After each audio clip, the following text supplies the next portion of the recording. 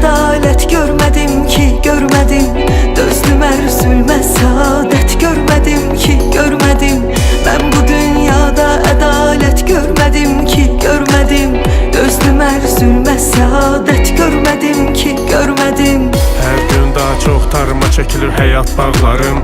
Çətinə düşməmiş görünmür heç kimin üçüzü və daha çox dəyərə minir keçmiş çağlarım. Tanıyıram insanların iki yüzü var, dövranınsa var üç yüzü. Çoxdan qar götürüb üstünü güvənilən dağların, görən hər kəs yumub gözün. Mən sənə dəmxarkən sən həm dəm oldun özgəyə. Bel büküldü, üz qırışdı, sal nəzər hər cizgiyə. Tuli ömrüm keçdi hicranında, baxdım güzgüyə. Gəncliyimdən bir əlamət görmədim ki, görmədim. Mən bu dünyada ədalət görmədim ki, görmədim. Dözdüm hər zülmə, səadət görmədim ki, görmədim.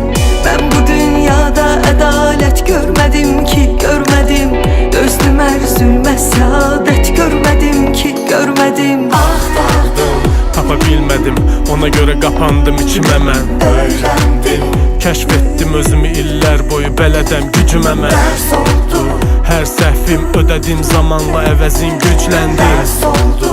Deyəcək qədər səhv etdim, hazıram hücuma mən. Eşqimi qəlbimdə bilməzdim, qərib eylər fələk. Hər nə qədri aşinalar var, rəqib eylər fələk.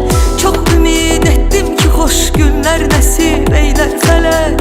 Gözlədim saat və saat, görmədim ki, görmədim. Mən bu dünyada ədalət görmədim ki, görmədim. Dözdüm hər zülmə, səadət görmədim ki, görmədim. Mən bu dünyada ədalət görmədim ki, görmədim. Dözdüm hər zülmə, səadət görmədim ki, görmədim.